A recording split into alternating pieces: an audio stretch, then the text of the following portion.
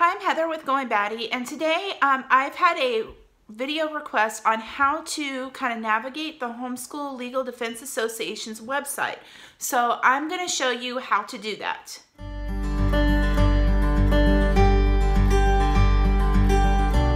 Those of you who don't know what the Homeschool Legal Defense Association is, it is a place that you can go to get help with homeschooling, knowing the homeschooling laws, knowing what you need to do in your state in order to be able to homeschool and do it in a way where you're legally covered to do it. You may actually never need the legal part of it, but it's kind of one of those things that's kind of good to have.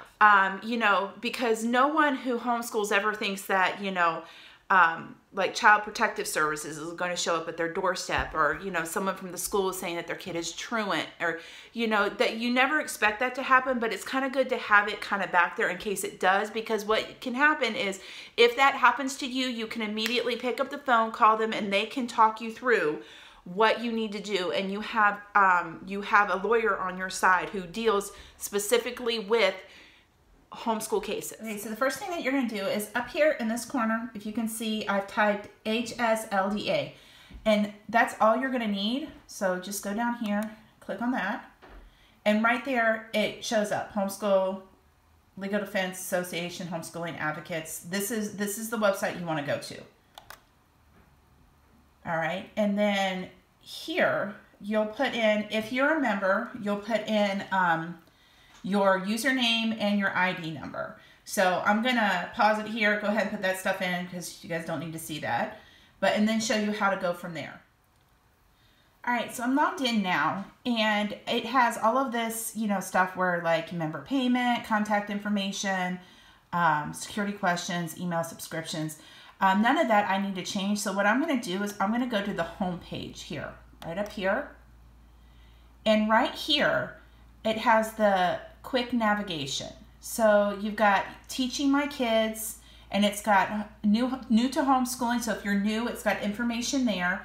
High school, preschool through 8th grade, struggling learners. So if you have a child who's like on an IEP or something like that, there's information there. And then courses and curriculums, because they do have courses and curriculums that they offer on here. The most questions that I get is knowing what the laws are in the state that I live in for homeschooling. So right down here it has homeschooling laws. And then if you go down here though, to this right here, it says homeschooling laws in your state. So we're gonna click on that. And so it brings you to this page.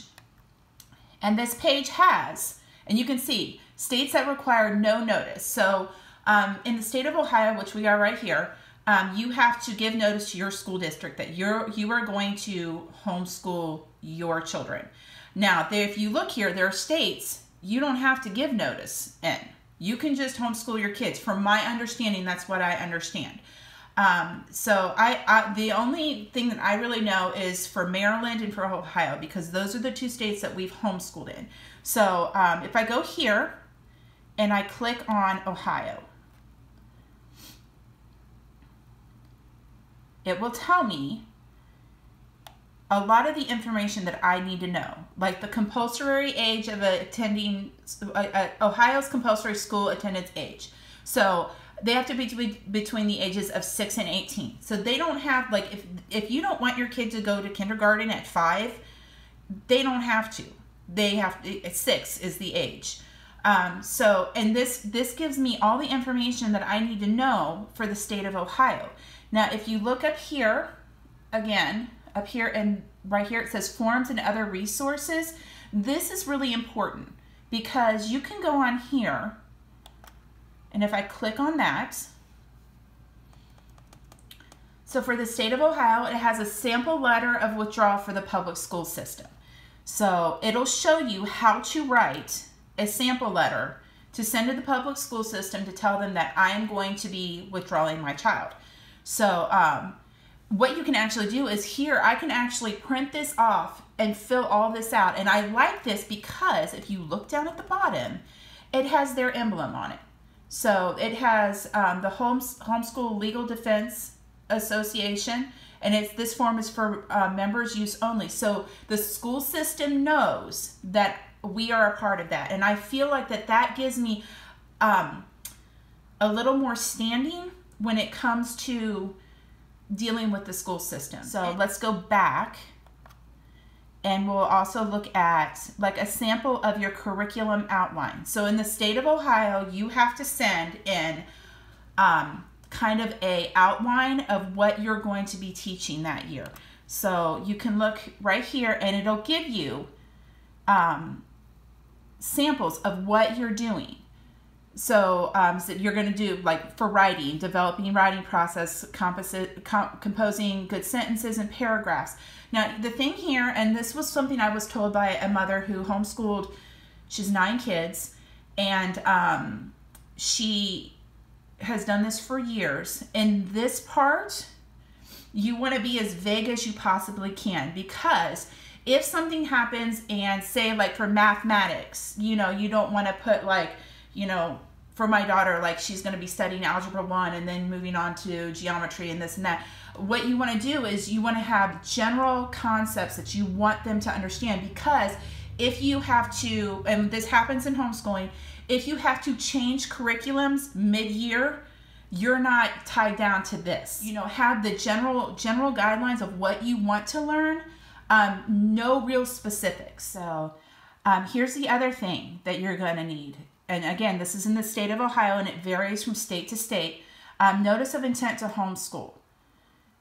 This, and they'll give you instructions for it. Fill this out and mail it certified mail, receipt requested. And that's very important, because we did have an issue with this year of getting that receipt back and having somebody confirm that they had gotten our stuff. So, so you click on that, and there you go. There's the intent to homeschool. So, and again, it has their emblem on it, which is great. I really like that. And then just the places where you go and you sign everything.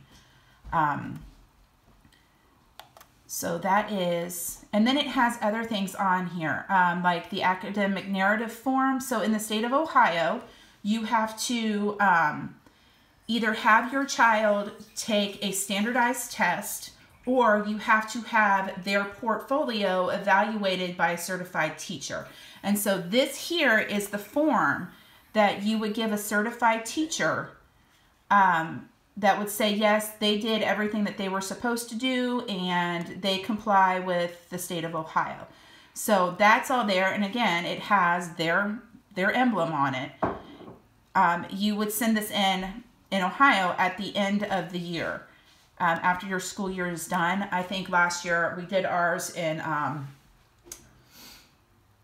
I think it was either late July, beginning of August. I think it was late July was when I did mine. There's a lady in this area who that's what she does for a living, and she's really sweet and really great. So we're going to go back and see. The other thing too is, like, you know, test result report form. So if your kid does take the standardized test, you would print that off and put that in with it. So standardized achievement test. We choose not to do that because, you know, we have a couple kids that are just not great test takers. It's just how they're built. And for us, it's just, I feel like sometimes at the and especially with standardized testing in Ohio, it is geared towards Common Core, and we don't do Common Core. So, because a lot of times Common Core doesn't make any sense. The example of the cover letter that you send with all of this stuff, so like anything from, like when you're first starting and you send your stuff in, so the notice, the curriculum outline, and the letter of withdrawal from public school, if your kid is already in school. We never had to do that because our kids have never been in public school in Ohio. I did have to do that in Maryland, though. So you're going to send these 3 with that cover letter. So that is how I navigate their website. Now up here it has like laws, organizations, cases. Like you can look in your state and see if there are any legal cases going on where a lot of times the school district has overstepped its bounds, or there's somebody at the school district that maybe doesn't understand laws for homeschooling. You know, you can look at that. And one thing I like to do with that is, like, I can pray for those families, because that's not an easy thing to go through. The other thing too is you can look here at legislation that is going on in your state, because sometimes, especially with what has happened in California recently, homeschool families will kind of be under attack. And, you know, well, look at this family with their 13 kids and they abuse their kids and everything. And I'm like, you know, listen, I was in public school and I knew kids every day that were being abused by their parents at home, and the school system did nothing about it. So it's not just homeschool families. You know, don't be afraid when people kind of pull that card a little bit, because the fact is that there are bad people everywhere, whether it's homeschool, public school, private school, whatever. But there are a lot of good ones too. And you know, we need to be vigilant, and we need to be understanding that what we're doing for our kids. And I've always said homeschooling is not for everybody. There are some people that it's just not for them, and that's okay. It was what was best for our family, and that's what we chose to do. But understand that I am not against public school. I'm not against private school. You have to do what is best for your kids. And as a parent, that's the choice that you have to make. So, you know, so it has all of that stuff. So I can go back and let's look at, let's say like I have a cousin who lives in Texas. And so I can look at the homeschooling laws there, and they're going to be a lot less than where we are in Ohio. So like forms and other resources. So if you click there may not be nearly as many there as there is. So yeah, so here, legal memorandum on homeschooling in Texas, sample of letter of withdrawal. So you do have to do that. Statement of assurance. So there's a lot less here for like the state of Texas. You know, if you go to, let's see, we'll go to Tennessee, because I also have family that lives in Tennessee that are thinking about homeschooling. So if you look here, let's look at their forms and what you have to do for the state of Tennessee. So there's the letter to withdraw from public school. You know, this is if you're sending them to a private school, so church-related school. You know, I don't know about in Tennessee, like if they have umbrellas. They had those in Maryland. An umbrella is a school that is set up just for homeschoolers, so that, and then what they have is they have another homeschooling parent who has done it for a while that will evaluate your portfolio. And so that's what you have to do in Maryland, or you have to take a standardized test. So you have this stuff here. So this will tell you everything that you need to know about the state that you live in, what the laws are, what is required, what is not required. Because like I said, sometimes a very well-meaning person who really doesn't understand some of the homeschooling laws may ask you for more than what you're actually required to give. And you don't have to be nasty about it or anything. You just have to say, well, hey, listen, this is the stuff that I'm legally supposed to provide for you. You know, here it is. But this is how you navigate the website. Like I said, if you would like, I can actually do another video on showing you how I plan our day with this curriculum here, because we have a laptop, a Chromebook, and 4 children. So how do you do school for 4 kids when you only have, and when your curriculum is online and you only have 2 computers? So I can show you how I plan our day doing that if you would like. Make sure you like and subscribe, and more updates as we go. Bye.